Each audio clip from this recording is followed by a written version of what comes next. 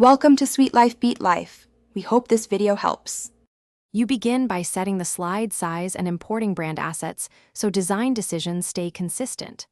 Once done, open Slide Master and create a new master.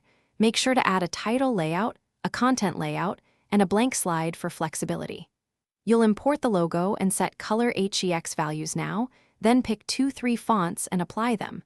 This step prevents repeated fixes later, and it gives you a single place to update typography and colors across the whole template. Next, you design each master layout to handle common needs. This is the complex middle work where detail matters. Start with a strong title master, then create content masters for bullets, 2-column text, and image plus caption.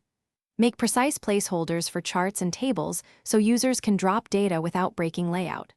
Once set, add footer placeholders for date, footer text, and slide number, and lock background elements. This saves time and ensures slides remain aligned and editable for every presenter.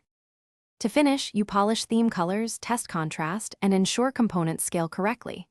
Once done, export a sample presentation to confirm placeholders behave as expected, then save the template as Fanatics so users get a fresh copy each time.